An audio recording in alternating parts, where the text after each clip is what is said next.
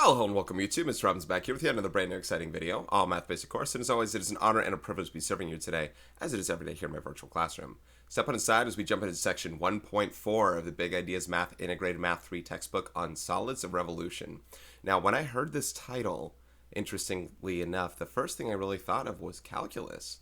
Now, you're IM3 right now, but calculus deals with solids of revolution quite often.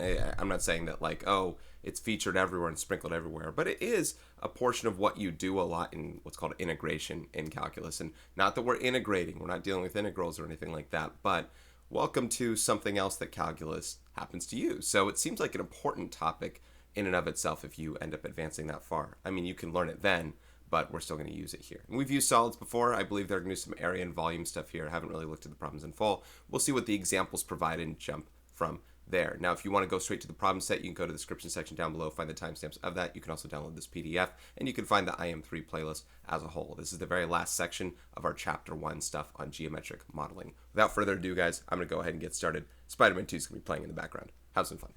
Okay, so we're going to sketch and describe solids of revolution. Let me get my little pens ready here. We're going to sketch and describe solids of revolution, find surface areas, and here it is, surface areas and volumes of them, and form solids of revolutions in the coordinate plane. Oh, that's right, duh. In calculus, this is where we do it, on graphs, using graphs where we have them with equations. I don't know if we're going to use equation, I guess so. Coordinate plane, we're either going to use equations, or they're going to give us a graph already. Now, solid of revolution and axis of revolution are the two new target words with surface area and volume using from previous. So these two looks like they're defining straight up. Let's read what they want to say. And before I keep moving forward, 1-3, I had some trepidation with regard to how I was going to be able to draw cross sections and things like that, or have you perceive them. I think we're going to be okay with this one. I think what I draw is going to be okay. I think what you see is going to be okay. You've seen things in 3D before. That's no biggie. I think together through the solution guide we'll be okay. Whether you know it on your own or not is one thing, but that's probably also why you're here. Okay, so here we go. A solid of revolution is a three-dimensional figure that is formed by rotating a two-dimensional shape around its axis. The line which the shape is rotated is called the axis of revolution. I'll keep reading. For example, when you rotate a rectangle around a line that contains one of its sides, the solid of revolution that's produced is a cylinder. So take this rectangle right here. Here's the axis of revolution. And I guess this drawing isn't perfect with it, but they're going backwards around this thing. And when they complete it, you can see where the original shape was, and when they revolve around this with the axis staying as a pivot point here, that's what you get. So what you're going to see from me, and I hope this does work out, I haven't tried it as far as me drawing and having you see it, but if I rotate, this way, keep rotating, and connect back to where it was, this basically essentially acts as a radius, right? This is a radius of r, and it revolves around this thing, same with the bottom, the entire thing does, and then you end up getting a cylinder as a result. And I hope that you're seeing this and go, oh, okay, yeah, I get it. Maybe so, maybe not. Maybe I already lost you, but I hope that this is something where you kind of get like, all right, that's what we got out of it. So we get more practice with these, and that's what I'm going to do. All right, so hopefully that's okay, but that's what I'm going to do on them. So, for example, and, I guess we get to, well, it's already spoiled here, but we get to sketch some of these ones. Identify, describe the solid. This is once again another cylinder. Now, here's our axis, right? Here's the thing. The axis of revolution is the part that stays firm. This is the part that we rotate around. If my arm's the axis here, we're going to come around it like that. If the axis is like here, we're going to come around it like that, depending on what the object is. So this becomes a cylinder as we rotate this one around right there and rotate around right here. And we connect that thing up. We get a cylinder with basically radius 4. It doesn't look perfect because it's not all in blue right there, but there's that one. And this one here, this time, I'm not revealing the shape down below. I might have already done so. But this one, this part swings around, sure, this radius of 2, but it's not a cylinder anymore because this part is attached to the axis, which means it just pivots around there. It stays firm. And these parts, rotate around. Not that you would draw this part necessarily, but it extends further out as you go more, and more. You're seeing the effect of a cone. Now, I don't need those other inner parts to it. I'm just showing you the parts that do rotate together there as well. And here you get the effect of a cone. So cylinder and cone for those two parts. With specific, do they say identify and describe the solid? Now, I was probably supposed to do this last time because now I see more of what they say, what the cylinder's height is and what the radius is. I say that from section 1.3. I don't know if I had to describe with names like this, but this is a radius of 2 and a height of 5 as well for this cone. A couple more. Here's another cone for this one, and this one, we'll see some more of what these ones are when we get to it. Maybe you can guess what it is already. All right, let's keep moving forward. Sketching a two-dimensional shape and axis. Most vases are solids of revolution. Sketch a two-dimensional shape and an axis of revolution that forms the vase shown. So you can see that, this vase was a rotation of something, and you can actually see on the side, the axis is where you have that rotational symmetry, where everything around it kind of maintains the same in its inner core. Where you can basically place a rod through this shape right here, and then out comes the rest of the object, right? So let me get this set up. So like this right here, the axis goes right through the middle of this thing. I don't mean down the middle, I mean through the middle into the vase itself, right? And then what you get on this side is this. And obviously if we rotated everything around from where it is, you get the result of that vase, right? From the top and all that. I'm not going to draw it perfectly at all. But that's the effect of having that vase from what it is rotating around like that. Sketch a two-dimensional solid of this guy here. I would basically find this as that symmetry point as well, and I'd end up drawing just this here. I'd probably trace it. I'm probably going to do a little bit of that, but trace this thing right here. But this is what we should be looking at for this one. Right, there's the axis, and there's the drawing of the two-dimensional. So if I separate it from its drawing, if I separate it from its drawing, it's going to look something like that, right? That's the idea anyway. Okay. Excuse me, finding surface areas and volumes of solids of revolution.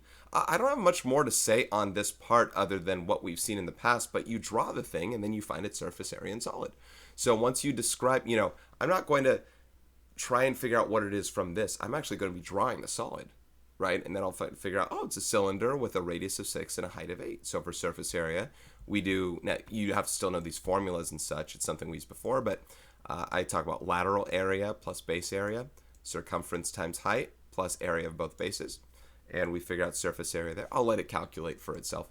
Volume is area of base times height, pi r squared, circle times height, and we get those. So once you determine what kind of shape it is, you can do it. I imagine they're going to keep with the basic objects that we've had in the past, so cylinder, sphere, cone, prism, pyramid. Right, so those 5, we can do surface areas and solids of them. And if you're not sure how they work, you can follow along with me, but that's what I believe it is. And then we form solids of revolution in the coordinate plane. Now this is more the calculus aspect of what you'd actually do. At least they use what are called integrals. We're not doing that, but this is where they would do those things. They say revolve the solid around. So let's see if you still remember some of your equations. Sketch and describe the solid that's produced when the region enclosed by y equals 0, y equals x, and x equals 5 is rotated around the y-axis. Okay, interesting axis. I expected this to be x-axis when I saw it. Then sketch it, then find the volume of the solid. Wait, they say sketch it. So y equals 0 is a horizontal line. It's on the x-axis itself. X equals 5 is this vertical line here. Got to be careful on those. X equals is vertical. Y equals is horizontal for constants. And then y equals x is a slope of 1 and y-intercept of 0. Just rise 1, run 1. And the region that's bounded by those 3, it's kind of like a system of inequalities, if you will. Whatever you can shade within there, that's the thing we're going to revolve around. So these arrows at that point don't matter anymore. Imagine, and don't look at this one here, but imagine that that's all that's left, right? Just the triangle, the shaded region. And I'll be doing the same thing. But now they're revolving it. They talk about doing a reflection. I don't necessarily agree with the idea of reflecting it. You'd have to understand it is y-axis they're talking about, and yes, this is a part of it. But what they're showing you is how this thing revolves and connects around. Now, this isn't a common shape here. This is, oh god, what are they called? Oblique solid? No, not oblique solids. Composite solids, I believe.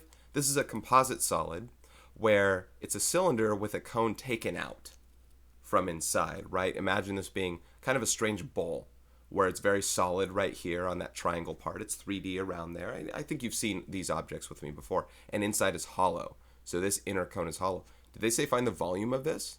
Did they say surface area? What did they say? Find the volume. Volume is the cylinder's volume minus the cone's volume. So you determine the radius, right? The radius based on this is 5 of this thing. And, the very nice thing about this one is the cone and the cylinder have the exact same height. So it's cylinder's volume is area base times height. Cone's volume is 1/3 area base times height. You basically take away, whatever the volume of the cone is to 1/3 of the cylinder to 1/3 the volume of the cylinder, right? So you go one to the other. I'm not going to spend time on this problem exactly, just to show you where the objects come into play. This is your radius. 5 is also your height, apparently. Let's see. Up 5. This has a height of 5 right there. And again, I'll go based on the solid to determine that. But this goes up 5 right there for both the cone and the cylinder. So that minus that, I noticed that they stayed in terms of pi until the very end, which is good. Don't round early. And there you go for a volume of it. Now, they never named it because it's just a composite solid. It's just, you know, a combination of two things. But you do have a cylinder minus a cone there. Okay, those are pretty good examples. Is that it? That is it. Okay. Overall, pretty decent lecture. Let's go ahead and take a look at the vocabulary and core concept check, first 2 questions. Then we'll move on to the official problem set. I believe we go up to 32 questions. Complete the sentence. When you rotate a square around a line that contains one of its sides, the solid of revolution that's produced is a... Do you know? Let's draw it just in case we don't. So we have a square, and then we rotate around one of its sides. That's one of its sides. So let's do the revolution. We've seen a couple of these here. It's a cylinder. So connect that thing up. Cylinder. I hope my drawings will suit what it is we're doing as an overall. Which one doesn't belong? Which object does not belong with the other 3? Explain your reasoning. Here I got a cone. Here I got, well, I guess we're not going to name it for what they are, a party hat.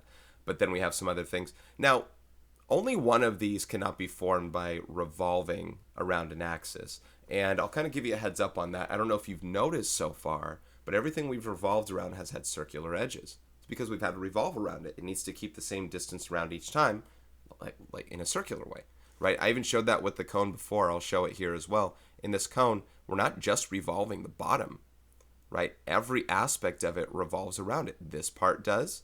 Right here, it revolves around, and this revolves around, and it maintains its circular nature as we do so, right? So does this one, so does this one. This is A. Well, this cube, ice cube, whatever it is, that's B. I cannot form a cube by revolving it around a solid. There are parts.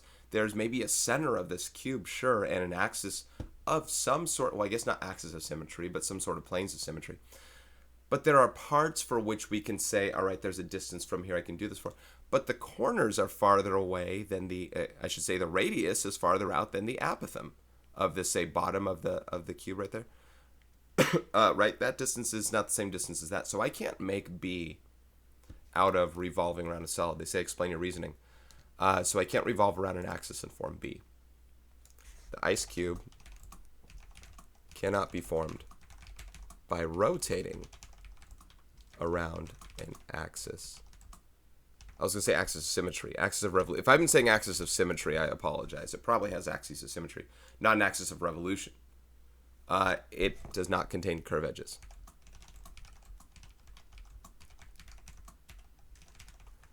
Okay.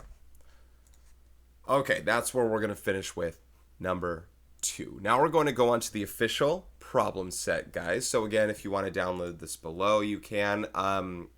The drawings, I'm probably going to copy and paste them over because I have to sketch the solids of revolution. So get ready for that. You'll probably have to redraw them yourself. But let's go ahead and get started with numbers 3 through 6, where we do have to sketch the solid by this rotation and then identify and describe the solid. Now, again, if I didn't do this for section 1.3 properly, because I'm not looking back on it, I apologize. But they do say identify and describe. Before, when I would describe something, I would just call it what it is. But here, they give us actual values. I don't know, again, if they did that in 1.3. When they say describe this thing, we got to name its height, its radius, that kind of stuff, based on what this is. So we have this object, okay? We're going to rotate it around its axis, revolve it. So I'm going to take this thing, whatever this 8 is. Now, they say something kind of smart. They do reflect around this axis at time, to make sure this is also 8. I kind of like that idea to kind of keep it the same distance there. So that's also 8 as we now revolve around here and connect on that other side. Maybe it gives you a better appearance of a drawing. So here I'm also going to do that rotation on that side, revolve around it, and you can see once again we've done a lot of these. It's a classic cylinder. Did I make 8 quite as far out? Probably not, but that's a classic cylinder. So that's my revolution of this thing. Now, they said describe it. I can describe it by 2 things. Its radius of 8 right? This is from that center to there, and a height of 8. It goes from bottom to top like that. So radius of 8, height of 8, that is a cylinder. Okay, that's the answer to that one. Let's move on to number 4. Another copy-paste job here. I'll keep that on the screen as I get this ready. Get it prepped up. But yeah, you might have to draw these again yourself. To me, I say no biggie. It's the nature of things, and I would too if I if I had to, right? Okay, so this one here, again, I'm kind of now feeling what they spoke on with respect to the reflection thing. I'm not going to do this each time, but I'm giving you the idea of, if you reflect this around this axis here, probably a little better, but if you reflect it around the axis here, you're getting the idea of where to revolve to. So here, this thing revolves to this guy right there on the bottom edge. Everything else does revolve. We just don't tend to draw it like that. And then it goes around the backside as well, of course. This is a cone. We got a cone, folks. It's got a radius of 6. And it's got a height of 6. So they're kind of uniform that way. Radius 8, height 8 for the cylinder. Radius 6, height 6 for this cone, number 4. All right, number 5. I teased one of these on number 5 at the time. Maybe it was revolving around a y-axis, but here we got an x-axis, or just a different kind of axis. We don't always revolve this way, right? Sometimes we go this way. So when I copy-paste this one, I want to remind you that if I did a revolution around its y-axis, if you will, where that 3 is going up and down, you'd get a different shape, possibly, than you would if you revolved around the x-axis. If I revolve around this y-axis right here, I'm just kind of going that way, right? It's a semi-sphere, hemisphere, whatever you call it. But we're going this way now, right? Around this x-axis. Now, this is kind of, actually, it's not harder to reflect around. If I do the reflection around this side, the question is, do I do it solid? Yes. If I reflect around the side, I have this. Now, how do I draw what this thing is, right? I'll just do dotted lines for now. I'm revolving around that, right? And I'm doing dotted lines to just show there are no true edges of this thing. It's just an entire single surface. And if I want to really connect the dots, no pun intended, but if I really want to kind of make this thing what it is, we have a sphere. Okay, maybe I'll make this one solid just to kind of give it the idea of front versus back. So there's that front appearance and then the back appearance, but it's a sphere. Now, there's only one aspect of a sphere, no heights, just radius. You could say diameter, things like that. But the radius here is 3. And it goes like that. And I think this is making sense for you if you're watching and going, yeah, I get it. Good. And then number 6, we're revolving around this guy here, another x-axis. I think we can agree that, like the square that was revolved around, this one too will be a cylinder. However, understand where we're revolving around, though. It is the x-axis. However, this was a rectangle, so now we actually get different numbers to play off of. And you got to be really careful with respect to which one's radius versus which one's height. Height doesn't always mean up and down. The height of a prism or and this time I'm going to go straight up into just drawing the revolution here. I'm going to try and go the same number of units down as I go up, like that, if that makes sense. So I'm going to draw down and then up, dotted line it. Okay, like that. There you go. So height of a cylinder or prism isn't always just the up and downness, it's the distance between your bases. So as we call this a cylinder, it's a knocked down cylinder, right? The radius, and there is a radius for a cylinder, radius here is 2, and the height is 5. That's the distance between your two bases. We got a height of 5. Now you'll notice here we named cylinders, spheres, and cones. We're not going to be able to name really other things. We're not going to be able to name prisms and pyramids on this thing. We're not going to revolve and make those. We're going to name vases, I guess, and something like that. But everything has to have curved edges. That's what happens when you do the revolution of these. So get used to them. And then also a lot of things, if we have to find volume or surface area, they'll be in terms of pi, right? Get used to all that as well for this section. Okay, number 7, error analysis. We've tended to have only just one thing to analyze, not two of them. Describe and correct the error in identifying and describing the solid produced by rotating the figure around the given axis. The solid is a cylinder, true. It's going to look just like this one, really, just different numbers, with a height of 5 and a base radius of 6. Okay, so I was going to say the way that they were wrong was that they were, when they revolved this, like I'm doing right here, just the same thing as before. When they revolved this thing, they said, oh, this is the height right here, and then something about the radius that way. I don't know. First of all, this height would have been 10. So that's where I'm debunking what it is. But here's the real problem. I think they're revolving the wrong way. So, this is the proper, and this is what I'm going to do, right? What you just saw right there. I'm going to do this in a second, like that, correcting the problem. But they kind of revolve this way. Now, there's no axis that's drawn here, pretend like there was one. They kind of revolve this way. And it's okay to have a rectangle on both sides of this thing, get the revolution like that, right? Make that cylinder. Now they're correct in what they stated. Height of 5, radius of half of 12, which is 6. But they revolved around the wrong axis. There isn't even really an axis there. I mean, pretend like there was, but they did the wrong axis. Their axis should be that x-axis that they have. So they apparently revolved around some y-axis halfway between bisecting the long side. Bisecting the long side of the rectangle, when they should be revolving around the displayed horizontal or x-axis. There's a z in horizontal, right? Or x-axis. Okay, so let's just do that. Really, listen, it's a lot like the last problem you just saw in number 6, so nothing new. Just by naming convention, though, we have different numbers. And you saw me draw it already, so let's do it again. Let's do it again. So there we go. Cylinder. Oh, you know what? If it's oh no, that's right. Okay. I was gonna say I drew the dotted line in the wrong spot last time. I did not. Okay, there's our cylinder there. And like I said before, height isn't this way. This is actually just a radius. So it's a cylinder. They weren't wrong there. It was still a cylinder no matter which way you did it. And that's not true for all things. Just because I rotate it one way versus the other, it's not always going to be that. You just saw that on number 5 as I kind of displayed. Radius is 5 and the height is 12. And I'm really cautious in looking at all these, making sure they're not showing units. They haven't, probably because these are kind of more graph-based. Well, I don't know what they are.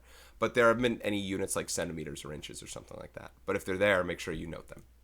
All right, that's the correction. Let's go to number 8. Oh, by the way, just because they make the same shape doesn't mean they'd have the same surface area and volume. Like the one that they had with a radius of 6 and a height of 5 isn't going to be the same thing as radius of 5 and height of 12. Did I say height of 12? I want to make sure I did. Okay, cool. Okay. Number 8, reasoning. Can you form any solid by rotating a two-dimensional figure around an axis? Explain. Well, no. If you followed along with my number 2 question, they showed a cube, an ice cube. An ice cube cannot be formed around it because it doesn't have curved edges. You'll notice everything we rotate around will generate some form of circular nature around it. Cubes don't have that. Pyramids don't have that. I mean, other shapes don't as well. But ones that don't all have curved edges will not be possible in that way. No, you cannot form a prism or a pyramid, for example, because let's see. I want to kind of use the question, the problem, by rotating a two-dimensional figure around an axis. This is because those solids do not have curved edges. And all revolved, all solids of revolution, necessitate. I said too much, but necessitate curved edge.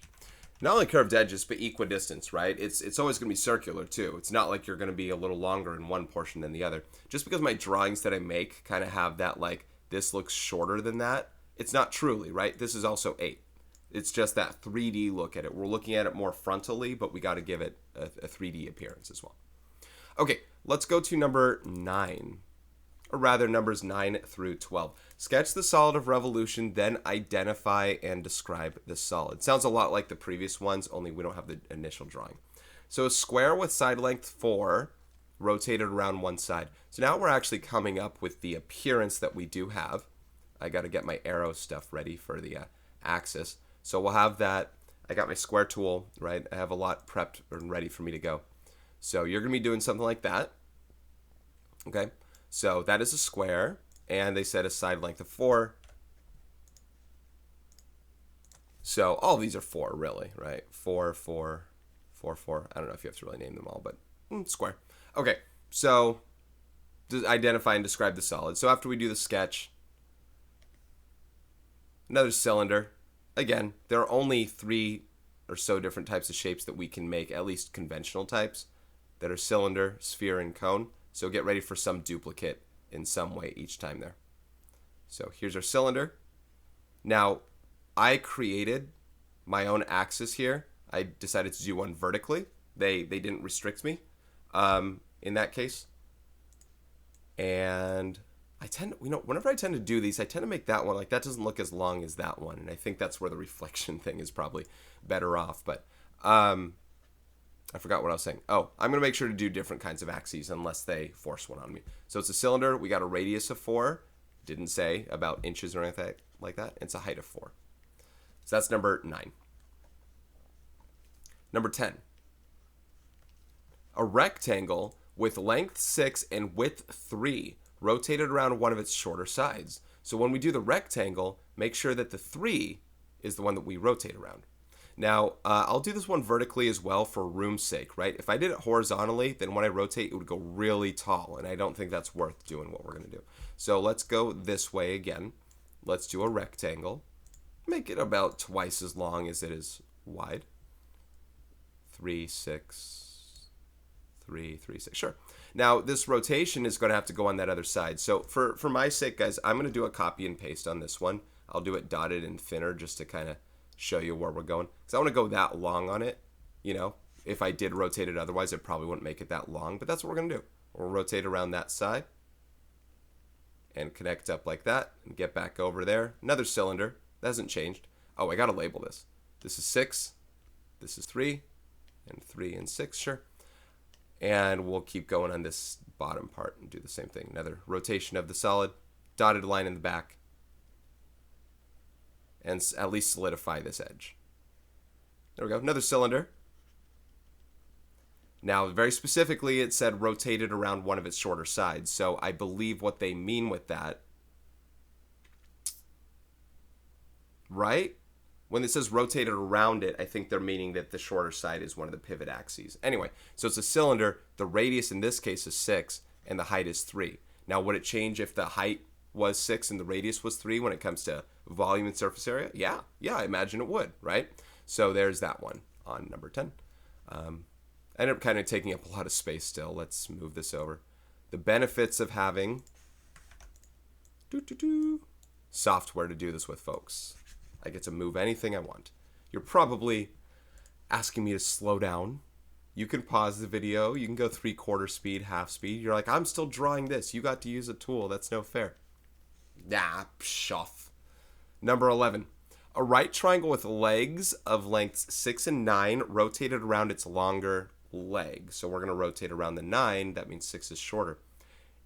If you'd like, this time I will rotate around the x-axis of whatever this thing is. So let's draw an axis this way. I'm going to make a right triangle. I'm going to have to change its one of the things. It's rotate around the longer one.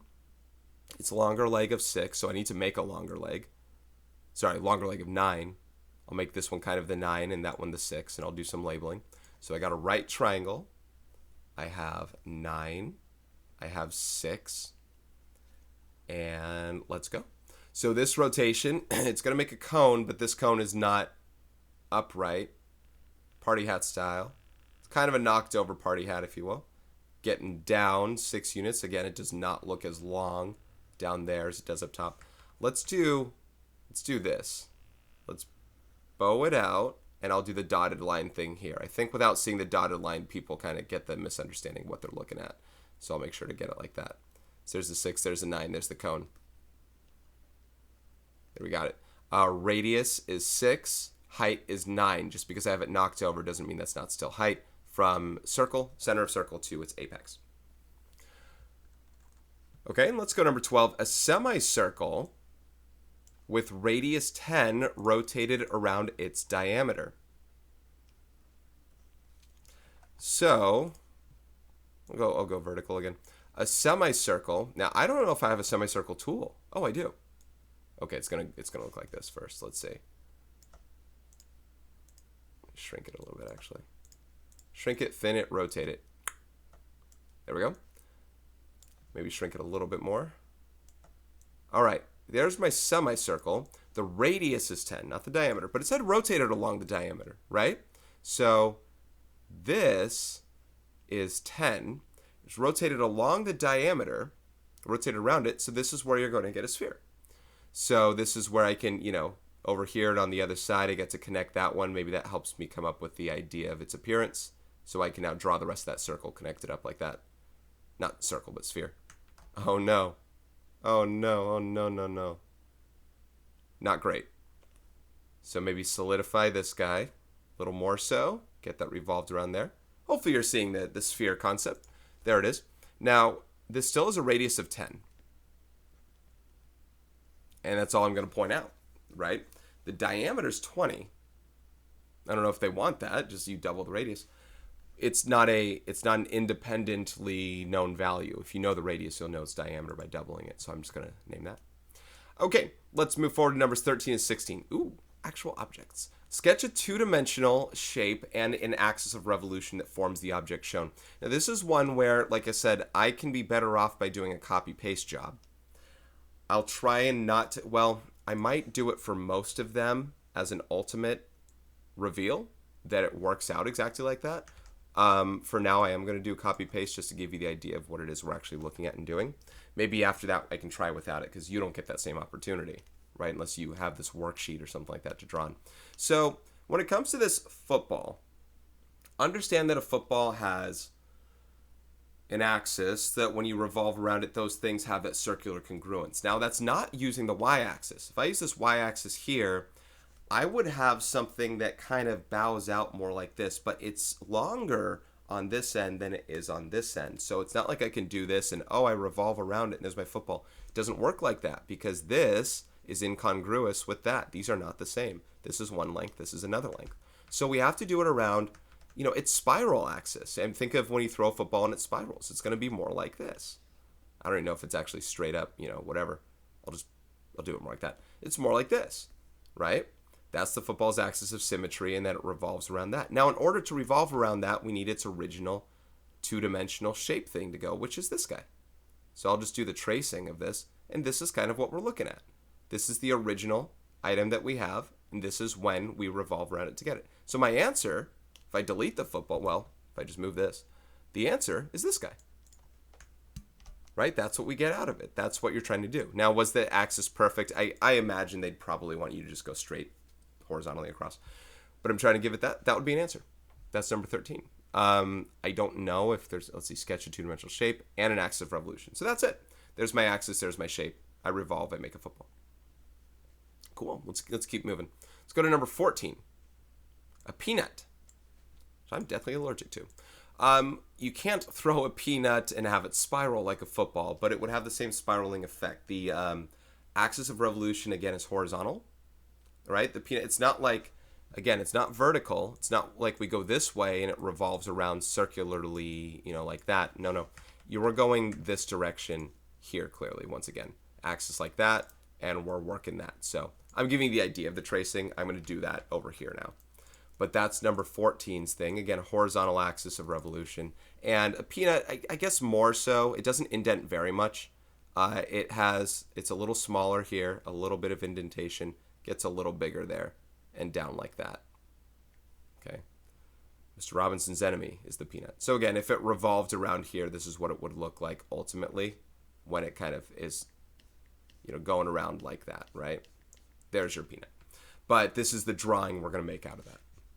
Now, numbers 15 and 16, hopefully you see a different kind of axis of revolution on these two.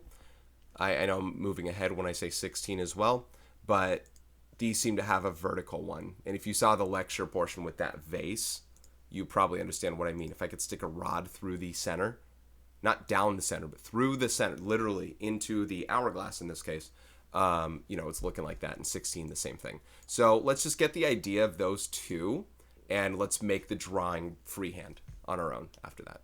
I'm going to make the axis by a line tool. But after that, we say, okay, this thing, remember, it's a two-dimensional shape. We're not drawing it solid. We're not reconstructing what that is. We're drawing the two-dimensional version. So we go out a certain amount, flat, and then we curve it out and in and back out, and it flattens out again on the bottom like so. That's an example of taking that thing before it has its revolution and goes. More indentation than the peanut. I probably should have made it even more so. Looks like it thins out even more. A little bit of sand has to go in at a time. But that's number 15. Number 16, again, I've already kind of drawn its axis. Okay. What is that, a water tower? I don't know what that is. Some sort of tower. And this is pretty straightforward, guys. We're just making, it's basically this portion of a triangle, and then we're going straight down, and we're meeting flat to the bottom. Remember, we're doing the two-dimensional part that revolves later. There are no circles in our construction. This is the problem that we make to ask somebody else to do it. And they say, okay, now you do it. You do the revolution part. They're going to revolve this. They're going to revolve that. They're going to connect this part up, connect this part down, and get the back end. And you can see where we get that same shape as what you see there. Understanding the revolution aspect. But you're just giving the initial forefront bit. We're not naming it, because I don't know what to name it. Some sort of silo. I don't know. Oh, I didn't move forward on number 16. And there you have it. Okay. Number 17 to 22. Sketch and describe the solid produced by rotating the figure around the given axis, then find its surface area and volume. Okay, we're going to live in each problem for a while. We have to do some calculations. There are 6 of them. So let's do the copy-paste job because they still want us to sketch it. So this is where we have to know our formulas, surface area and volume and things like that, and be able to... Now we use those characteristics, the radius and the height, all that. So we have to create the problem. But it's nothing new, right? We've done all this. We just got to make it what it is here now.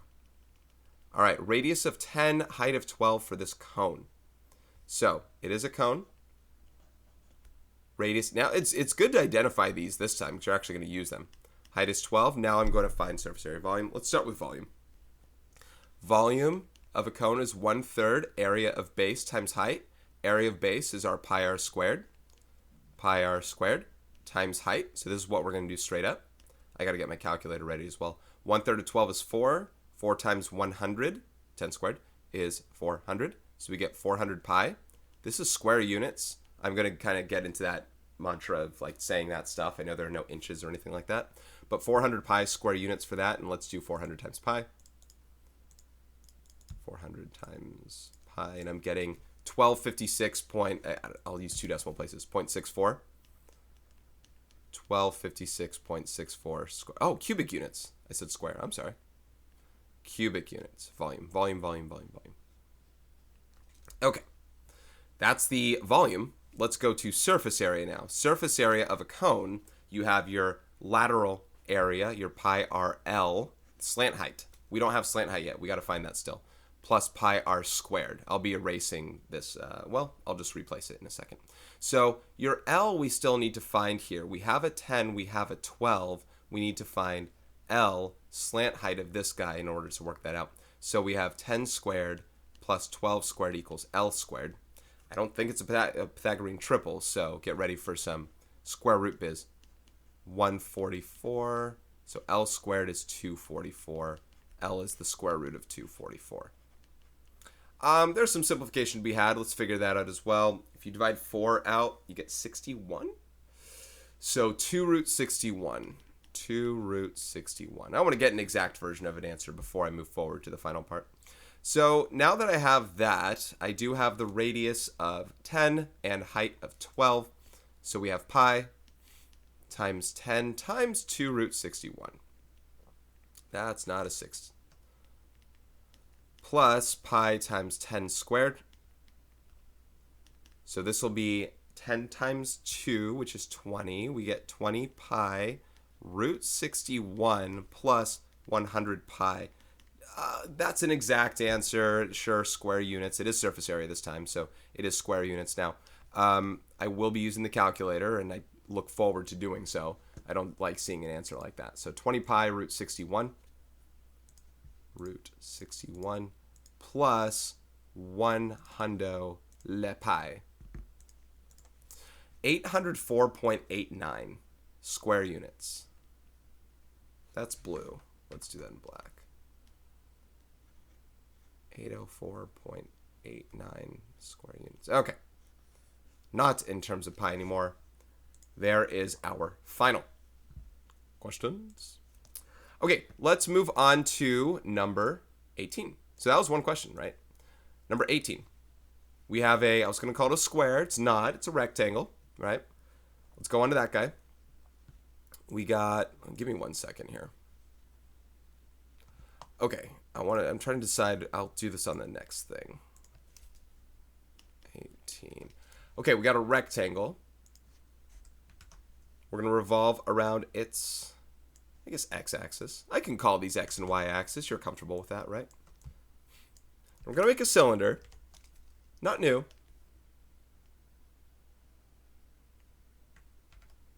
Let's just make it good enough. Ugh.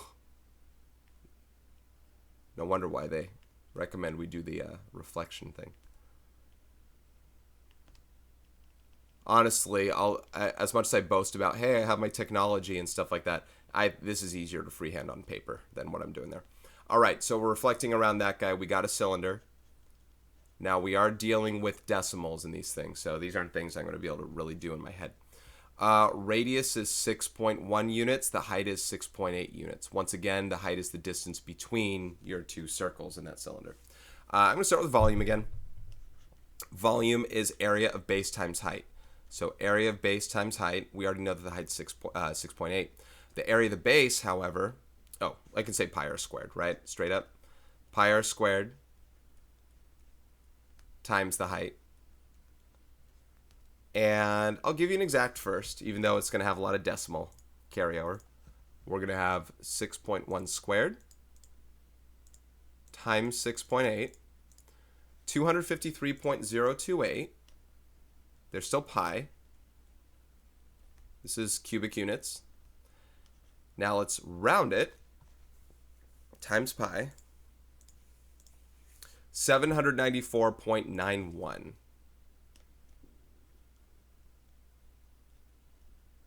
Cubic units. That's the cylinder's volume. Let's go to surface area.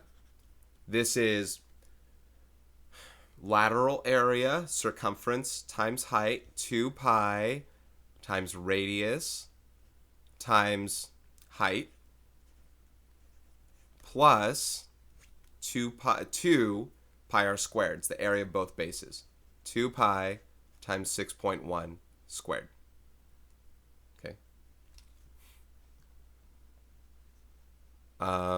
2 times 6.1, that's 12.2 times 6.8.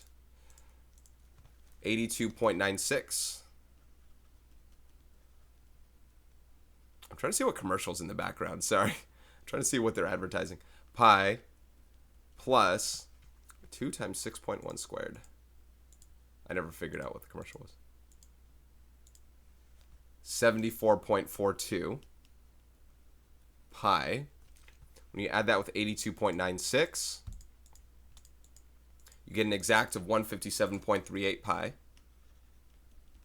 157.38 pi. That's square units.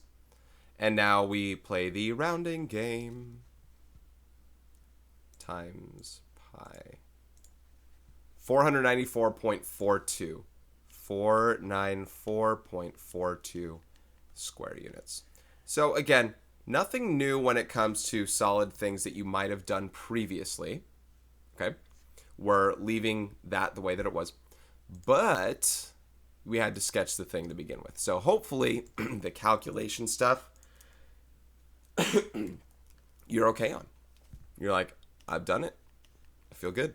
I feel good, coach. All right, another cylinder on number 19. Okay. don't know if this is a long solution guide video or not. The other ones have been around an hour and a half, maybe a little less. I don't know if this is going to be more or less. We have up to 32 problems, so we still have a ways to go. Maybe they get a little trickier and longer. But these parts are long right now, right? This is where we have to do a few calculations going forward. Okay, so this is, once again, a cylinder. You have a radius of 2.5 and a height of 7.4. So let's go off that, right? No changes from the last one. Area of base times height for volume, and then 2 pi r h plus 2 pi r squared for surface area. So volume, you have decimals again. Area of base, pi r squared, times your height. 2.5 squared is 6.25. I know that one. 6.25 times 7.4. Oh, we already squared it. Times 7.4. 46.25. So volume is exactly 46.25 pi cubic units.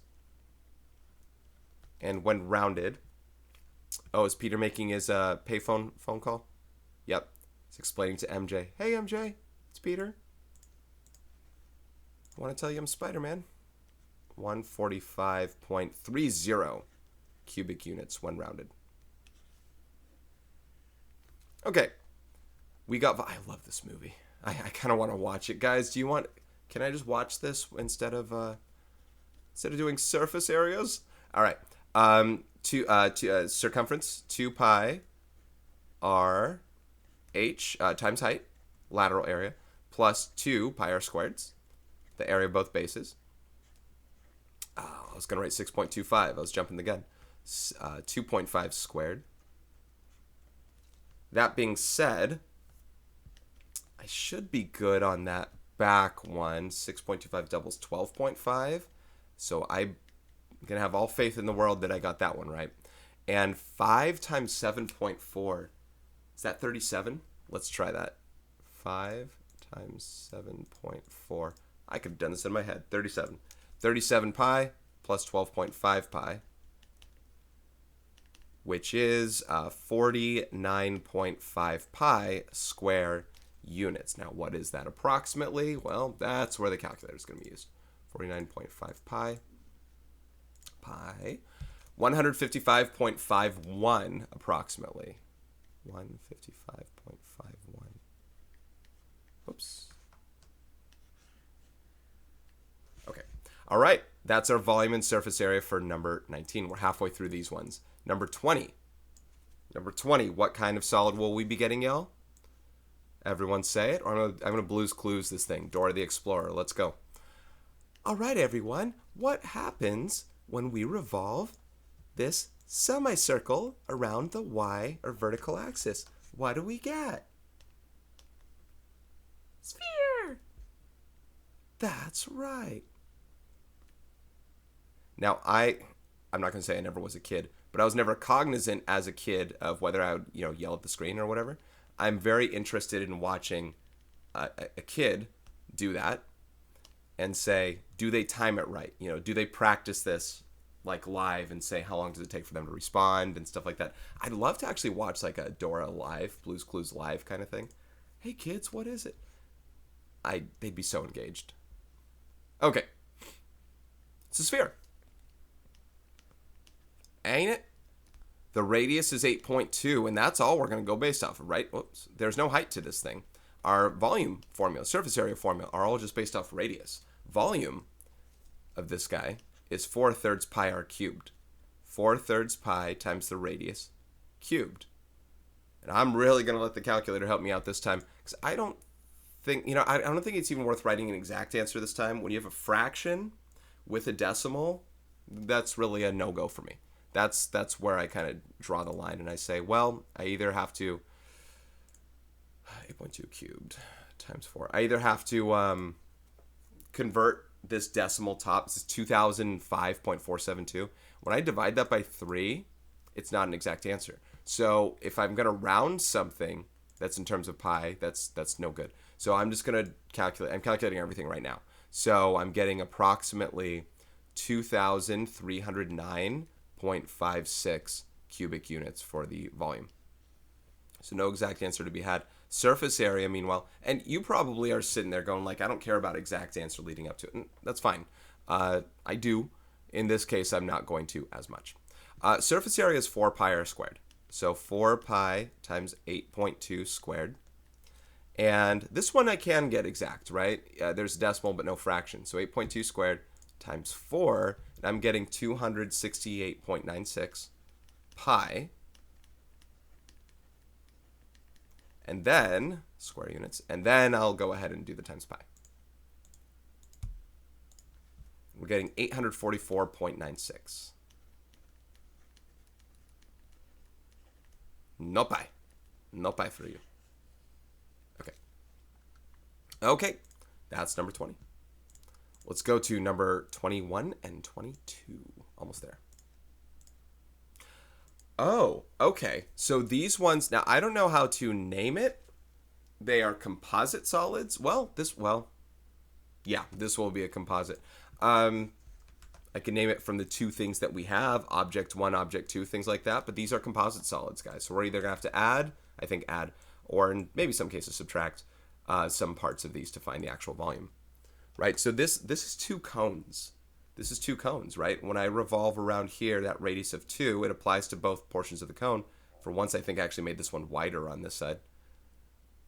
Okay, I do that, connect, but notice on the bottom as well. Don't call it a diamond or anything like that. It's revolved around. It's circular. Diamonds probably, well, maybe some diamonds do that, but they're cut probably a little more edged. So it's 2 cones with equal properties. So the nice thing property-wise about this is whatever I have for volume stuff, I can double up the volume. Surface area, sort of. You're going to have to pay attention to what I do for that. But each one has a radius of 2 and a height of 3. So volume, here's the thing. Normally volume is 1/3 area base times height. So pi r squared times height. But we're also going to double this thing times 2. Basically 2/3, right? I'll turn it into that as well. Let's just do that right now. Because it's 2 of them. 2 cones on top of each other. They don't overlap each other in any sort of way. It's just one on top of the other. So 2 of those. 2/3. We've done that for like, semi-cylinders. We might just say half of whatever it was. So I think we're good there. 3 divided by 3 is 1. So those are gone. 2 squared is 4 times 2 is 8. So we have 8 pi. 8 pi. I feel like something's almost wrong with that. 8 pi cubic units and 8 times pi. It didn't seem like more work. 25.13. 25.13 cubic units. Yay. All right, surface area. Surface area is a little bit trickier with this. Sure, we're going to double something up. However, there's no base area to be had. You see this circle that I have covered in black right there? It is not on the surface. It's covered. It's one thing on top of another. If I have my phone and I have this Rubik's Cube, the facing of the Rubik's Cube covers that part of the phone. Neither this surface nor this surface counts anymore, right? They're not there. So that is not a part of it anymore. We only we're doubling up the 2 party hat surfaces, those portions of the cone. There's no base area. It's just 2 lateral areas. So we have 2 of these pi RLs. No pi r squareds involved at all. Okay, I was going to say, do we have to find surface area? Yes, we do. I was like, I've been finding surface area this whole time, and we haven't had to. Thank goodness we had. Okay, I still need to find L, though. That's the thing. So, L, slant height, is right here. Pythagorean theorem shows us the way. 2 squared plus 3 squared is L squared. We got 4 plus 9, which is 13. So L is the square root of 13. All right. So we got square root of 13 for our slant height. Our radius is 2. So surface area is 2. Both of these pi r L's. So that's exactly 4 pi times the square root of 13. And that is in less square units. Total roundage to be coming up right here. 4 pi root 13. We're getting about 45.31 square units. Oh, I love this scene. This Dr. Octopus just going add it. Total Sam Raimi horror stuff going there. Yeah, that's it. So yeah, with that one, you have to just be very, very careful when it comes to what's actually happening on that, right? That surface is covered here. Now for volume doubling up, it doesn't matter whether there's base or not. Volume is what's filled on the inside, literally. Surface is what's covered on the outside. The circles are not covering any portion of that outside. Okay, let's jump to number 22, where we basically have, remember that, like, I forget what it was, water tower silo, whatever that circular thing that it was. That's what this is here, only it's upside down. You can kind of more call it like a spinning top this time. So when I do that, I have it. But there are two different shapes. There's a cone. I mean, I'm going to draw. I'm kind of teasing. I'm spoiling what it's going to be. There's a cone and there's a cylinder. There's a cone and there's a cylinder, and we have to find the volume of both objects and surface area and such. And there's something that's covered with them. So we together, I'm sure other books have done it and stuff like that, but we together have not found surface areas of composite solids until that last question. So these may be kind of new for you. Volume, sure, we've added composite solids before. Maybe if not in the IM3 book, maybe done it with me in the IM2 book on, I think, chapter 11 it was. But yeah, it's like this. It's something maybe you can spin it like that. But we have, maybe I should call it a spinning top. It's a cylinder and a cone. Now, the cylinder and cone have the same radius, okay? They each have a radius of 4 units. The height of the cylinder is, however, 8. And the height of the cone, we actually don't have yet, but it is going to be 3. If I use Pythagorean theorem on this thing, 3 squared plus 4 squared is 5 squared. 3 is going to be used for the volume when we have height there. Slant height, you know what? I think it's worth mentioning now. Slant height is 5. We got to use that. I don't know if it's required to state for the, describing it. But we're going to be using that for the surface area. But let's start with volume. So, volume, I'm going to call this object 1, object 2. Let's do that in green. Object 1, object 2, when we do these things. So, volume of object 1 is area of base times height. So, pi r squared times height, which is 8 times 16, 128 pi cubic units. I'm going to leave it like that. Oh, my phone just went off. I'm going to leave it like that for now because I'm going to be adding it with the volume of the cone. We'll get that all together in just a moment. Volume of object 2 is 1/3 area of base times height. Now its height is 3. Okay? Not 5, not 8, but the 3 right here. Now, again, that's from Pythagorean theorem. That's like h squared plus 4 squared equals 5 squared. I know I jumped the gun a little bit on that.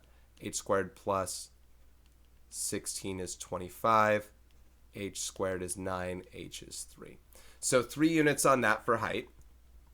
3 over 3 is 1. That cancels, and you're left with 16 pi on here. Perfect, because I don't want to get a common denominator. So 16 pi cubic units.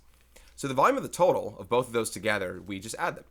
So volume of total is 128 pi plus 16 pi, which is 144 pi, cubic units.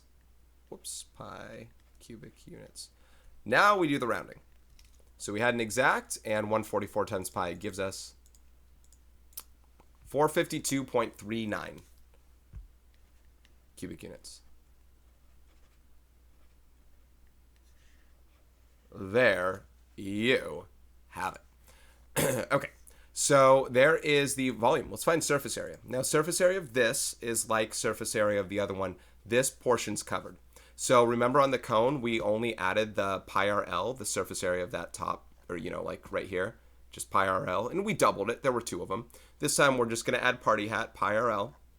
But then the cone, we add the cylinder. We add the lateral area and this base area here. This circle is a part of the surface. So we'll do 1 of the pi r squareds that's added. What some people do instead is they find the surface area both in total, and then they subtract what we have to take out, but you have to be careful that way because 1, you might forget to, and number 2, you don't forget that the circle's covered for both objects. Object 1 circle's covered, object 2 circle's covered, so you have to subtract the area circle twice. You might not remember it that way. So let's talk about surface area in the way that we need to do it this way. Surface area 1, the bottom base circle is covered. we have the lateral area here, which is circumference times height, 2 pi r, what's it, 4, times, I think height's 8, plus, not both base areas, it's not 2 pi r squared, but just 1 pi r squared, just this guy, pi times 4 squared. So not 2 pi r h plus 2 pi r squared, 2 pi r h plus 1 pi r squared. 4 times 8 is 32, doubled 64, and then plus 16 pi, which is 80 pi square units. That's surface area of object 1 with the bottom circle covered. The cone only doing pi r L, and L slant height being 5. We're going to use that. So object 2 is just pi r L, which is 20 pi. Ooh, this will come out very cleanly. I think I can even answer. I don't think I need the calculator for this one. So surface area of total, I need to calculate, but I think I know what to do. 80 pi plus 20 pi, which is 100 pi. Now pi is 3.14. So this is why I know this one. Pi is 3.14159, whatever. Multiply by 100, just shift the decimal. 314.16. 16 square units. No calculator. I'm done. Excuse me. And that, I feel bad clearing my throat with you guys here. I'm going to take a sip. But that clears up, or that, it doesn't clear up my throat. That finishes numbers 17 through 22. That was kind of a long time living in that area. Okay. Let me pause and clear my throat. Hold on. Okay, and as I unpaused, there were 2 things I got to do. One, J. Jonah Jameson. Perfect moment. Number 2, I noticed we're an hour in. So it's pretty good on time, but we still have 10 problems to go. All right, numbers 23 through 26. This is where we have the graph stuff. I actually have the graph. So I'll attach graph paper for you guys here. So I'm going to copy paste some of this graph stuff over. Get it ready to go. Okay.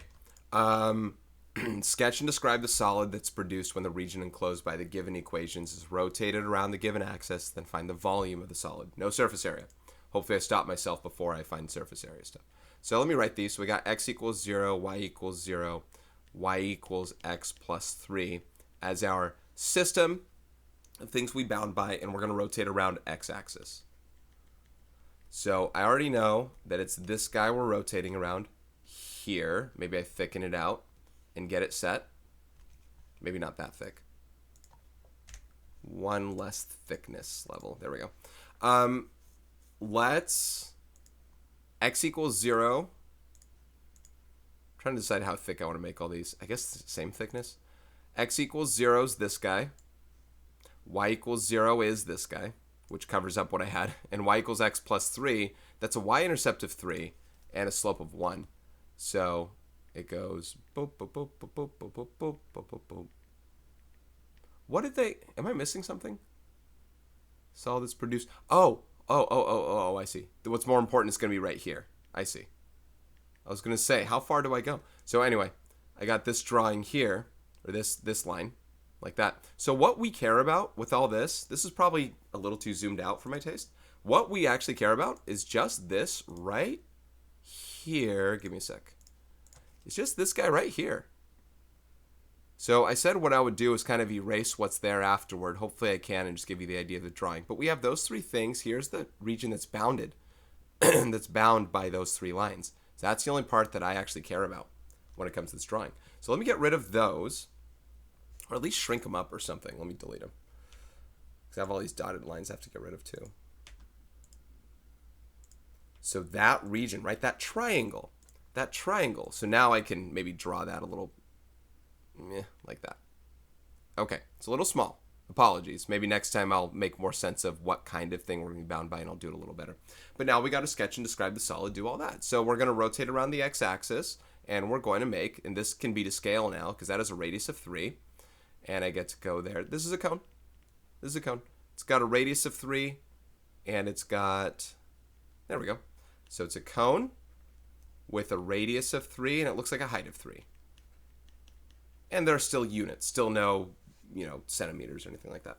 So find volume, and only volume.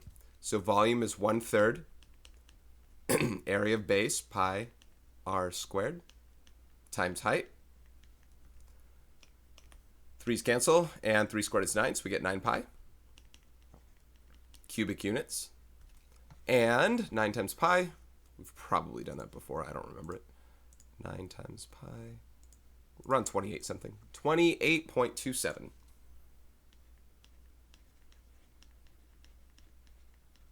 Okay, that's it. I say that's it. I don't know if that was a long time or not. Let's go to, I'll leave that on the screen while I get the other one set. Number 24.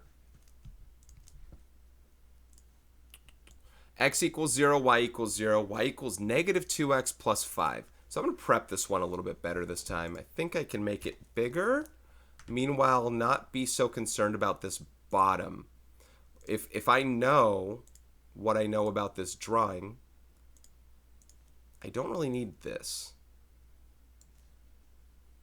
So I'm going to kind of blank that out. Okay, so I got x-axis, y-axis, right? X equals 0 is actually the y-axis. Excuse me. But I have this and that. And then y equals negative 2x plus 5. Now I'm going to kind of just work this thing out the way I want to. So here's 5, the y-intercept, and negative 2 is down 2 over 1, down 2 over 1, down 2 over 1, like that, and it continues on that path. So as long as I have where they intersect, which is just halfway right there, and that's important to note, then you can see the shaded region that bounds, if you will, is this guy right, let me figure this out, this guy right here, right? That's our shaded region. So with that said, let's kind of delete these, get that one set properly. That's the triangle. Hold on. I'm trying to, there we go. This triangle goes up to 5, goes over to just 2.5. And it goes up like that. Okay? Not perfectly drawn there. We still have to revolve this thing. Oh, maybe I do need parts of this then, because I need to actually, wait, which axis? Y-axis. I didn't write anything else down. Give me a second. So this is number 24. We have x equals 0, y equals 0, y equals negative 2x plus 5. And we're actually revolving around the y-axis, so I do not need that bottom, because this is our axis of revolution. There. So we're going to go another cone. This, we only go 2.5 away, though, right? This radius is 2.5, not 3, not 2. There we go. So cone, should probably box this part. Radius is 2.5. You just, I mean, you got to know what's halfway in between when it comes to how they intersect, all that stuff. The height is 5, though. That's clean. Height is 5, and we got to find volume. This is where I'm going to use this space. Volume is 1/3 area base times height. I don't think anything will cancel here necessarily. 2.5 squared is 6.25. So 6.25 times 5, I think it's 31.25. 31.25. And divided by 3, not a clean number. So I'll multiply that by pi straight up. I'm just getting it all taken care of right now. 32.72. Volume is around 32.72 cubic units. So we've got a cone. All right. It's fine. We got a cone. That's it. Number 24. Number 25. Let's write the number here before I forget. And get our graph. All right. Can I predict what I need? Around the y-axis, x equals 3. Oh. Y equals 0. Y equals 1/2 x. Okay, I know what kind of thing this is. We had an example one like this. I think I can clear out this thing again from the bottom because it's y-axis. Let's write this out. X equals 3. Let's actually draw that as we have it. X equals 3 is this line here. Okay. Y equals 0 is the x-axis here. And then y equals 1/2 x. Y-intercept of 0 and up 1 over 2. Up 1 over 2. Up 1 over 2. like so. So this, I'm going to erase these later. But the, that point of intersection thing is going to be important again. Now, the thing is, though, this is around the y-axis. So the weird part is, this is not a cone. This is one of those, like, strange-looking bowls. And, I think they gave good... Well, here, I'll do this. Let me trace around this, right? This is the region that we're going to be around. So I'll erase the lines afterward. I think that's just the smart play. I'll shade it afterward if you need me to. But this region is the thing we're going to revolve around. But we go around the y-axis, not the x-axis. It's not a cone. So we're going to be going, this way. Like that, out to 3. Oh, I could do better than that.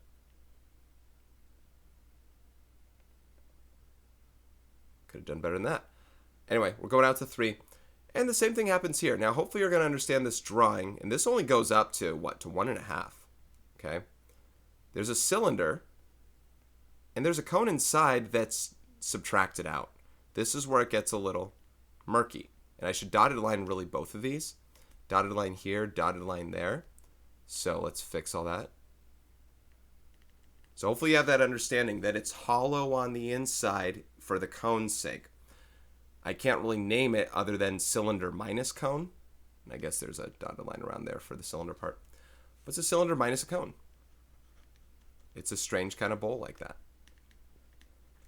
Now for the cylinder, well, for both of them, they have the same radius, same height. That's a minus. I'm not saying cylinder cone, cylinder minus cone. The radius for each of them is 3. And the height is 1.5, 1.5. That's where it intersected when you did the 1/2 x thing. So they're really throwing a lot on you when you do it, the kind of shape it is and what we do. We are only doing volume. We're not also doing surface area. So hopefully that part, this part's not going to be too bad. Really, it's this. Check this out. Volume of this thing is area of base times height minus 1/3 area of base times height. And the cool thing is they're both the same. That means it's 2/3 area of base times height. So I can go straight into that and just compute it. I get 2/3 pi r squared times height. Pi r squared times height. Cool.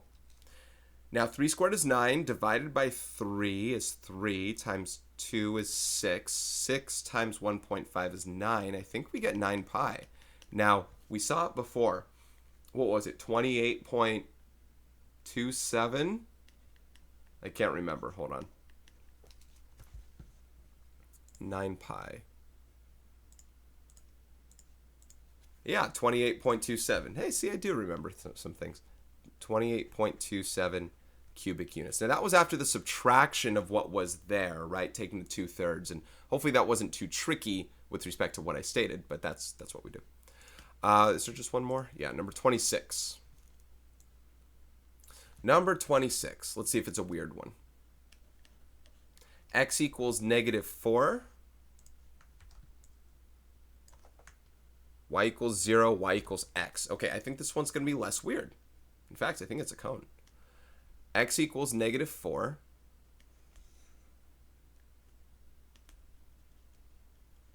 Y equals 0. See, I evolve as I go with respect to how I want to do the problem. I'm learning, like, oh, it's Y equals X. Oh, that's fine. And Y equals X. Y equals X. Now, that is a slope of +1. But, it would go across like that way. Okay. So the region that bounds these three is this triangle here. And we are going around the x-axis. Okay, we are going to make a cone. So this problem is arguably easier than probably the last two. At least the last one. Okay, so let's delete what's there otherwise. I'll leave the blue there because that's the axis we're revolving around. So x-axis, y equals 0 is the x-axis. So we revolve around that guy. We go, so that's a radius of 4. So we go 4 on the other side. It really does force you to kind of keep it even. And cone it up, y'all. Now it's a sideways cone. It's still a cone nonetheless. As it's a cone, we got a radius of 4. We also got a height of 4. So this is the height. Here's the radius. Like that. All right, volume. Kind of hide that away. Use this room. Volume is 1/3 area of base times height. 4 cubed is 64. We got 64/3 pi cubic units.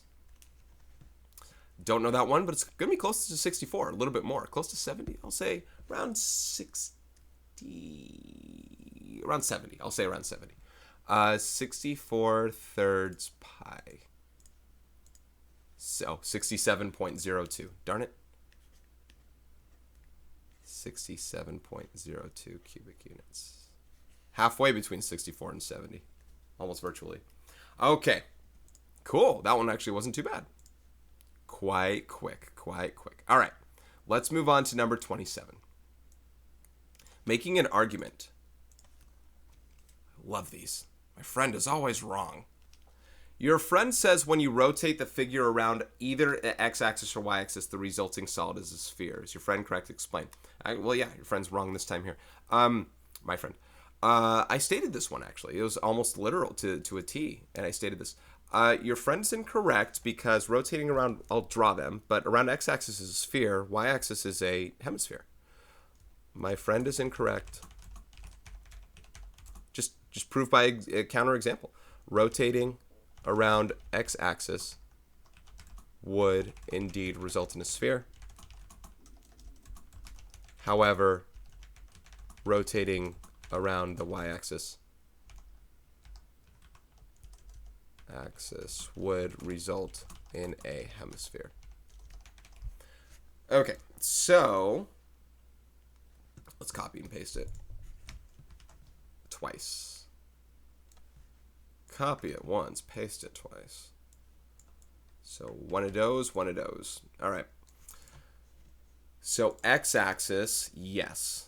X-axis, it goes on this other side, you know, right here, and you get the connective tissue of, not like a lemon, but you get the connective tissue of like circular kind of nature. I always shrink it on the other side, that's okay. But yeah, you got a sphere there. This one, this just revolves around here like that. I call it a dome when I say it. I'm thinking like Patrick's, you know, house in SpongeBob. Kind of like that. But it's just a hemisphere. Difference between the two things. So yeah, not all solids are doing the same thing, whether you rotate around one versus the other. And that's 27. All right, 5 more questions to go. Number 28. How do you see it? The figure shows the graph of a function f on an interval AB. This reminds me of calculus, what you're looking at right now. Sketch the solid produced when the region enclosed by the graph of f and the equations x equals a is rotated around the x-axis. Okay, so just sketching what it looks like after this. Again, this reminds me of it, not just by appearance, but if we knew what the function was, we could actually find its volume. You couldn't do that, see, using just geometry, we couldn't do what we wanted to do when it comes to finding the volume of this solid if we revolved around. We can draw the revolution of this thing, and that's what they want, right? This, I want to make this solid-esque, and we're going to do the revolution around the x-axis, so that bounded region. So just like this, we're just going to sketch it. But in calculus, you can do certain things. If you know that function, what f is, what kind of equation it is, I could probably do some means by determining an idea of it. But with that in mind, so here, by the way, we got to go equidistance. Here, I got to kind of curve in and curve back out, right? That's what we're doing on this thing. Anyway, you can use calculus to then find not only the area under the curve, but the volume of this thing that we're producing. This is not a cylinder-esque thing that would be easy for us to do in any geometry kind of way, right? Calculus, yeah. I have nothing else to write there, so I'm going to leave it at that. That's how I see it. I hope you do too. Yeah. Anyway, not a perfect drawing, but that's the idea anyway. Hopefully this has been okay with regard to my revolution stuff. I felt it seemed a lot harder to do section 1.3 if you followed me with that on cross sections. This stuff seems a little bit more perceptual. Number 29, critical thinking. A right triangle has sides with lengths 15, 20, and 25 as shown. Describe the 3 solids formed when the triangle's rotated around each of its sides, then find the volumes of the solids. Give your answers in terms of pi. Okay, I'm going to copy paste that thing. I actually need to do it several times. So, let's see. I'll do 1, 2. I'm trying to figure out how I want to make the drawing. I'm going to do this one, I guess, right? I need room for these. This is going to take a lot of room. This one I have to probably put over here. You'll see why. Okay. Actually, this first one might be the one that... That's okay. I'll do this first still. What did I want to say? I feel like I wanted to say something on it. I don't know what it was. I'll just start doing the problem. Okay. If I think about it, I'll tell you. We have to... Oh, I think all I wanted to say was just that this confirms when they say rotate around a side, that this kind of confirms what I want to hear here. We're going to rotate around this side for one of them. We're going to rotate around this side for one of them. And we're going to rotate around this side for one of them. So knowing that my axis of revolution is considered 3 of the sides, and this is why I need this room over here. Now, we still have to calculate volumes for them, so I need room to write that as well. I don't know if I accounted for that. So the first one, when we do rotation here, this is where we kind of go more so around this thing. But this is the one that doesn't leave me with kind of a perfect looking cone. This is 2 cones. So I got this rotation around here, but then it connects there, and it connects there. So I have to add the volume of both these cones. And they did say volume, which, this becomes a little tricky because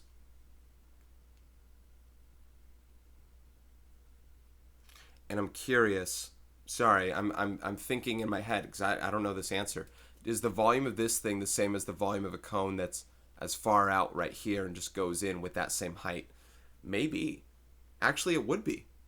Because what I was thinking of doing here, this actually won't be as hard as I thought. You know when we did similar right triangles, you'd have to figure out this length and then figure out this length here? Well, let's just call this H1 plus H2. Okay? When it comes to everything in total, remember that H1 plus H2 is 25. Okay? I'm going to explain why I can do what I'm about to do here. I still do need this radius, though. Radius... You know what? This will take more work than I thought. I still do need to find the radius. But, I don't want to erase everything. But, I still can do the thing I want to do. I just got to find out this radius, though.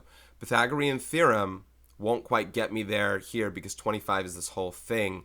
What I need to do is use my triangle similarity stuff. But this is some sort of x. Oh, gosh. Let me break this down here. This is x. This is some 25 minus x. Okay? I want to make sure I'm not overthinking what I need, because I do need this. This will represent the radius of what I have. It's the only time I think it does represent radius. So this is probably the hardest of the 3 ones I have to do here. So I can do... Well, I have a couple options. Okay, I can do right triangle similarity, but I can also do this. If this is r, I can say that r squared equals both 15 squared minus x squared. Think on Pythagorean theorem. X squared plus r squared is that. Subtract x squared. But r squared is also 20 squared minus, and then 25 minus x squared. I can go without right triangle similarity completely. Use both of these things, set them equal to each other.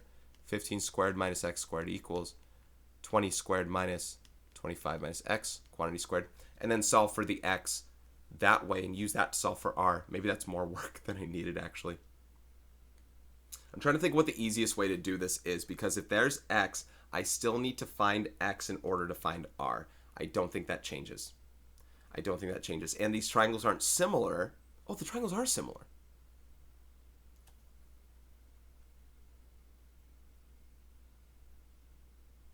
Sorry, I'm thinking of all this stuff out loud. There's another way I can find this answer too. So this is the first time I'm seeing the problem, obviously. So there are multiple ways I can do this thing. So here's one way I'm going to do it. This is probably the longer of the ways. And this is just one part of the problem. Critical thinking problems can be quite rambunctious. So I have to expand this whole thing. Let me unlock this and move this thing over. I don't need this right now. I'm doing some algebra, folks. I don't need it. Okay, moving that over. 25 squared is 625 minus 2 times this. Sorry, I'm expanding this binomial. So that's minus 50x and plus x squared, like that. So now I have 225 minus x squared equals 400 minus 625 plus 50x, distributing the negative, minus x squared. I will need more room than what I've made myself here. This problem's going to have a little bit. Let's just move down there for now. Okay, the x squareds actually cancel. Add x squared to both sides. They're gone. 400 minus 625 is negative 225. And if I add that over, you get 450. I'm just glad it's a clean number. I'm probably totally missing something as far as how easy that would have been to notice. And I'm going to hate myself for not seeing that at the time. I think proportions would have been easier to use to find x. Fairly enough, proportions would have been easier to find x. So that means this guy here is 9, and 25 minus 9 is 16. So I am kind of upset at myself for not using another version of it. Okay, I'm going to erase those again. I'm going to bring the stuff back and show you other ways we can solve for x with that. We can use proportionality totally. Now I could have said from 15 to 20 here, but to the 25 as well. 25 is the hypotenuse. Let's do it a more conventional way. 25 is the hypotenuse of the big triangle. 15 is the hypotenuse of this small triangle. And then 15 is the... Oh, totally. But that still doesn't find r, right? The point is I got to find r after finding x. 15 is the short leg of the big triangle. X is the short leg of the small triangle. So we could have gone right here. Cross multiply, we get 25x equals 225 divided by 25, we get x equals 9 that way. So that is significantly faster. What I was more in the realm of, though, I wasn't thinking in terms of I got to find x first. I was saying I don't have a way to find r yet until I find x. That's why I went straight into doing things in terms of r, so I have a way of excusing why I did what I did. Anyway, now that we know that x is 9, we can use that to find r. We're still not done with anything on this part here. X is 9, and that's 9 and 16. Whichever way you spin this thing, guys, use some form of Pythagorean theorem or proportions or whatever. Let's do proportions again, just to kind of say that it's possible to use. We got 9 over r equals r over 16, whether you know geometric means, whether you know small triangle, medium triangle, short leg, big leg, things like that. R is going to be 12. Or whether you know Pythagorean triples. This is a 3, 4, 5. Triangle right there. This is a 3, 4, 5. They're all 3, 4, 5 triangles. They're all similar. So r is 12. So we have 2 cones. Now here's all the point I was going to make here. The radius is 12, right? But this 9 plus 16 is both of those heights. Now, when you consider finding the volumes of both of them, you can either find them separately or together, because this height plus this height being 25, right? This is where we're talking about volume.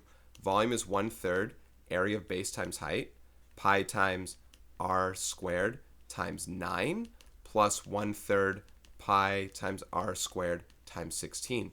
Sure, I can do both of those separately, but notice how the 1/3 pi r squared can factor out of both of this, and you're left with 9 plus 16. So I can treat this as if the height is just 25 straight up, and I'm going to do exactly that. So I still need more room. Let me move these down and finish up what we're doing with this guy. So volume, 1/3 pi times r squared times height. The height combined of both of those still works out that way. Now 144 divided by 3 is, I think, 48. And 48 times 25 is something indeed. 50 times 20 is 1250. Is it 1200? 48. Now this thing's gone a little bit longer. 48 times 25 is 1200. So we get 1200 pi cubic units for this one, which is about 3769.91. 3769.91 cubic units. So that was a lot, and that's just one part of the problem. And I think it's the longest of them. If we have to use it again, we know our radius is going to be 12. I don't think we need to use it again. But we have that one set up, at least to begin with. So that's the first one. Oh, we didn't have to do it. We just it's just in terms of pi. Just in terms of pi. So we'll finish off that one. All right, that's the first one. I think that's the hardest of the three, because the other ones will be basic cones, and the cones will have radii based off of what we see from these revolutions. So that's the first one. I don't know if there's anything to recap. I might have lost you here. Hopefully I got you back with either of these ones, or with this one being a formation of finding x, but the goal is we had to find x first to find r later. So these are a couple things we had to do for that. Okay, let's go to now... I know that was a lot for just that part of the problem. Let's go now to this one. And I still need some room. So now we're revolving around this. Whoops. Now we're revolving around this one. It's you know, for the first time we're doing axes of revolution that are not like horizontal or vertical, really, aside from the football one that I drew. So I got to kind of reflect this over here, right? I got to make this 20 out this way and make this cone. Hopefully you understand what I'm doing on this one as far as revolutions go. The cone is pretty fat, like that. This is also 20, right? 20, that's a radius. So it's a cone, and I'm kind of seeing the top version. I hope it kind of makes sense what you see here. The height of the cone here is 15. So with this cone, the radius is 20, the height is 15. So I think this is going to be a lot faster. The 25 is not used, not for volume anyway. So volume is 1/3 area of base. Whoops, I need a pi. 1/3 area of base times height. Okay, 15 over 3 is 5. 5 times 20 squared. 20 squared is 400. 400 times 5 is 2,000. So volume is 2,000 pi cubic units. And what you've seen is we're leaving it in terms of pi. So exact answers there. So that was a lot faster. I know I started with the tricky one. I hope I didn't lose you on that. You still had to do it anyway. Maybe you're like, all right, everything's uphill from here, downhill from here, whatever way you say it. All right, the last one of this, another diagonal revolution. This time 15 is your radius, 20 is your height, if you can see it that way. So we're evolving around that, and on that other side, kind of yeah, and making our cone right there. So hopefully we're all good there. We got a radius of 15 and a height of 20, slant height of 25, and it didn't look like we ever used this again.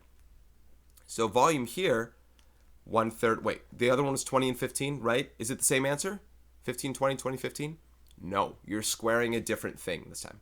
1/3 area of base, I did it again. 1/3 area of base pi r squared times height. All right, 15 squared is 225, divided by 3 is 75, and 75 times 20 is 1,500. I think I did that right. 1,500 pi cubic units. I'm going to trust it because I lived in that problem a little too long, and I wanted to make sure that I kind of just got it. All right, so 2,000 pi, 1,500 pi, and this was the smallest one, 1,200 pi. Most work, smallest volume. I'm sure that there's probably a question within that says, how can you tell which one's going to be the longest based on what's there? I don't know. All right, 3 more questions. Hopefully not as long, but thought-provoking. Number 30. Write a system of equations whose enclosed region, when rotated around the x or y axis, produces the same solid with the same dimensions. Okay, so, I guess you want to square then, and in a single corner because we want to make sure it gets you the same thing. So it says x or y. I mean, we need both axes ultimately in the end. So I'm gonna make, well, let me get a graph.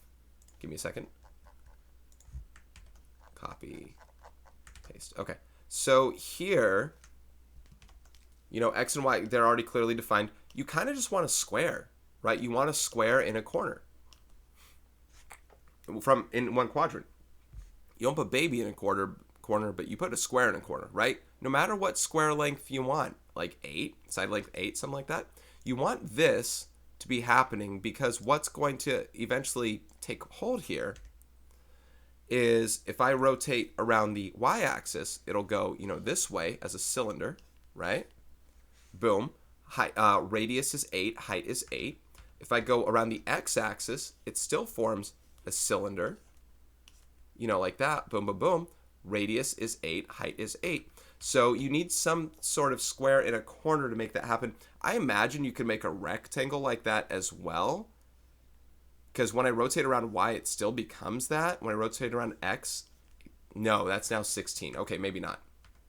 Yeah, just a square. That works out there. So I'm not going to call it a square, though. They said write a system of equations.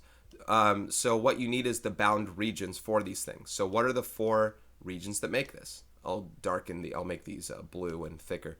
We have the x-axis, which is y equals 0. The y-axis, which is x equals 0. Did they say those already? No, not really. And then the lines y equals 8 and x equals 8. Or something like that. It's a little open-ended. Thought-provoking questions, I believe, generally tend to be. So that's our system of equations here. It said, come up with one. Write a system of equations. So that'll be it for me.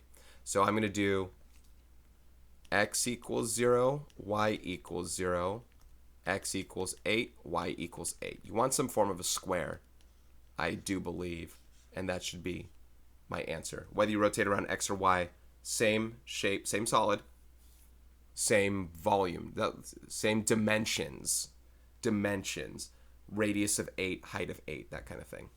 R equals 8, H equals 8, regardless of which way you do it. Okay, that's number 30. Let's see if that fit on the page. Sometimes I can't tell. All right, let's move on to 31. What's Spider-Man doing? I missed it. Hold on. What's he doing? He's he's going to make his jump, I think, right? No, what is... Oh, that's a commercial. I thought he was on the rooftop. Strong focus on what I want.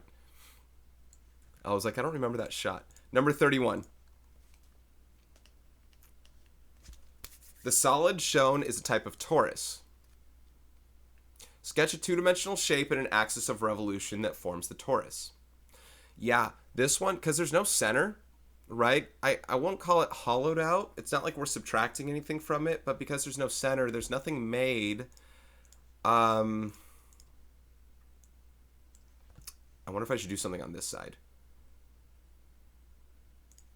Okay, I'm gonna like revolve around this, but it's not, you know, the torus is circular in nature, right? So we have kind of a circle that's being made here and revolving around that, and that's exactly what I'm gonna do. Take this thing and then revolve around it here. But there's no, oh, excuse me, that's the wrong axis.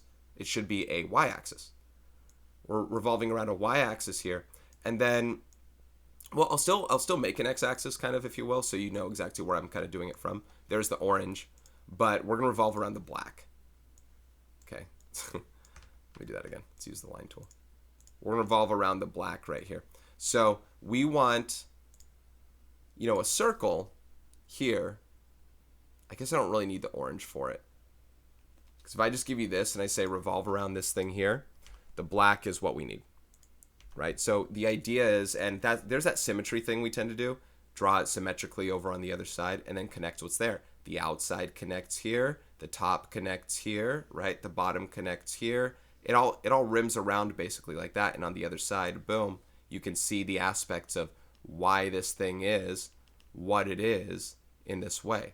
And I draw those instances of it, but the bottom line is, you know, this stuff is being made like that, and boom, there's our, you know, there's our torus. You know, so hopefully you're getting the idea of what it should look like in that form. I'm going to erase all that. I just need, really, that. And that's part A. Part B, which solid can you use to construct a torus similar to the one above? Explain in your own words how to manipulate the solid to form a torus. You can think of the surface of the solid as you choose. You choose as being stretchable. Well, if it's like I'm thinking like a cylinder. We did a question on section, I don't know, I think it was 1.2 on modeling with volume, and we had a chain link question. I think it was the very last question, and it was this kind of thing. They asked about kind of taking a cylinder and averaging some things out, but, you know, imagine you had a cylinder. I'm going to write it. Imagine you had a cylinder, you know, like this. It's like a tube-like, right? And you can bend it. Think of those tubes, noodles in the pool, and you bend it, right? You can form a torus like that. So it's that, I don't have anything here to work it out like that. But, you know, curve it out and connect it like a link. Curve it up, and then boom, you have that idea, or over, whatever, and then boom, you have the idea of this guy connecting, you know, over here on that side, boom. So those two connect together, and then you have the idea. I can't give you the illusion of that torus thing the way they have, because they have that reflection piece. They give you the illusion of 3D. As this thing kind of crosses over. Yeah, I can't do it right. But you can see how that thing connects up and makes it so. They said explain in your words how to manipulate it. Yeah, so stretch and bend, I don't know, curve, bend the noodle-like shape and connect the end bases together to form the torus. Rorus. All right. There's number 31, part A, part B. That's, I imagine that's what they're talking about when they ask that. All right, last question, number 32, critical thinking. A 30, 31, 20 isosceles triangle has two legs of length 4 units. Let me draw that. Well, let me read, because we're probably going to revolve around something. When it's rotated around an axis that contains one leg, what is the volume of the solid of revolution? Okay, it's probably good that I saw that, because when I make this thing now, and actually, hold on, there's some properties here. It's actually kind of cool. Let me play with this a little bit. There's some ways that I can reveal angle measures here. Interior angles, cool. Let's see if I can make. Oh, it doesn't show it unless I snap it in place. Well, that was pretty close. Oh, the other one's not quite 30. Okay, maybe I won't do this. Okay, pretend like I have the idea of a 30, 30, 120, right? So show height interior angles. Actually, let's do this. Timeout. Well, I'll probably pause this in a second, but I'm going to make an isosceles triangle and then I'll rotate it afterward. So I think this will work a little better. I can probably make the 30, 30, 120 this way. So interior angles. Okay, I'm going to keep playing with this until I kind of make it 30, 30, 120. That won't matter really, but give me a second. Okay, literally took a second. That's about as best as I can get without playing with it too much. So 30, 30, 120, awesome. Now we're going to rotate it along one of the legs. So I think it's good that I did show, interior angles, that I did show it as isosceles here, because I want to remind you that these are the legs here. So if I rotate around one of these, I'll do it like that or like that, which means I'd rather have that be vertical or horizontal. You know what I mean? So I'm going to make a line. Let's thin this one out. And let's rotate around that. Let me shrink this guy up a little bit, though. I don't know if it maintained its angle stuff. I don't think that matters. So, okay, like that. This is what they're saying. Now, I don't know what we're doing with this yet. What do they say? When it's rotated around... Actually, let's go this. Let's go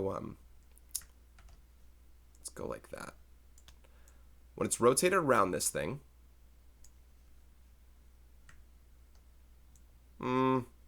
I think you can see this better. Sorry. Playing with the problem. When it's rotated around this thing... Oh, length 4 units. 2 legs of length 4. So this is 4, and this is 4.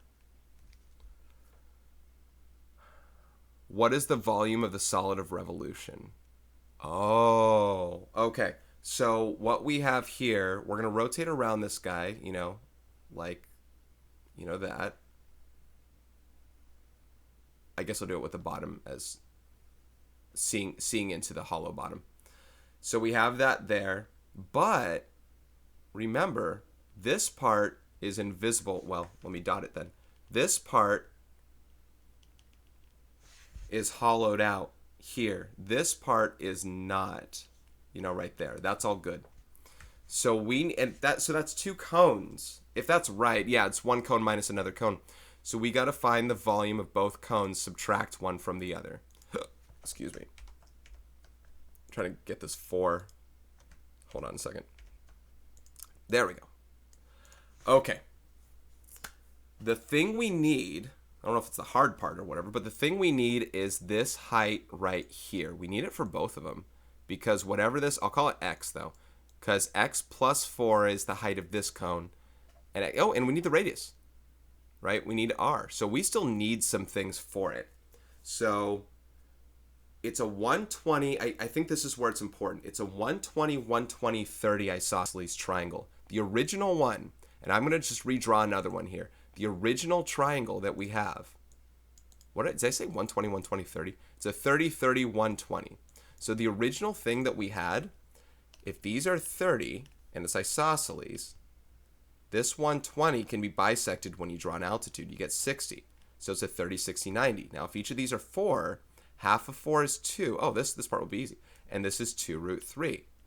So if that's 4, then this x And x is not actually to the end, right? X is to the center of this thing. X is technically, because it's 3D, x is technically this. That's all we need there. So that's 2. So it's not x anymore. It's 2. And the radius is 2 root 3. 2 here, 2 root 3 there. So there are 2 different objects in play, 2 different cones, one smaller, one bigger. Let me just shrink that. I don't really need it anymore. Yay. And I'll call it object 1, big guy, object 2, small guy.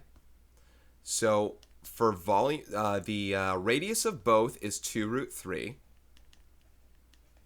The height of object 1 is 2 plus 4, 6. The height of object 2 is 2. We'll get to that as we need it. So volume of object 1 is 1/3. Remember, it's the whole thing. It's the whole cone. So 1/3 area of base times height. And actually, this will clean up. 6 divided by 3 is 2. 2 root 3 squared is 2 squared. 4 times root 3 squared is 3. 4 times 3 is 12. And 12 times 2 is 24. So 24 pi cubic units for volume of object 1. Object 2 has a height of 2 instead of 6. So I think it's going to be 1/3 of what that one. I think it's going to be 8 pi. So height of object 2 is 2. So volume of object 2 is 1/3 pi r squared times, was it 2? Yeah, 2. Duh. I see it right there. 2 root 3 squared is still 12. Okay. 1/3 of 12 is 4. 4 times 2 is 8. So we get 8 pi for that guy. So cubic units. So the volume of the total should be 24 pi, whoops, that's a pi, minus 8 pi, which is 16 pi cubic units. There's an exact. They didn't say in terms of pi, so I will be approximating it. Probably around 50. I think we've seen that several times before, but 16 pi. I don't think I've had to show you my calculator at all this time. I've just been using it. 50.27. 50.27 cubic units. And I think that should do it for that one. Yeah, when we rotate around that, we have to take a cone minus another cone, and that's exactly what's going on there. All right, guys. And hey, that ought to do it for this one. This is Mr. Robinson, trying to zoom in. Thank you so much for watching as Harry is doing something. Thank you so much for watching. Oh, I think he broke the mirror. Avenge me. No, he's going to... Wait, hold on. What's he going to do? Is he pulling off Spider-Man's mask? What's he doing? Oh, he's inside. Okay. Spoilers if you haven't seen Spider-Man 2. Great movie. Thank you so much for watching, guys. Mr. Robinson. Chapter 1 is finished. Now comes next the review and the Chapter 1 test and cumulative assessment, which cumulative assessment doesn't mean much when we've only figured in Chapter 1 so far. So hopefully everything's making sense so far. The review and the test and cumulative assessment thing coming next. We get to wrap it all in as one. So thank you, guys. Take care. I'll see you in the next one.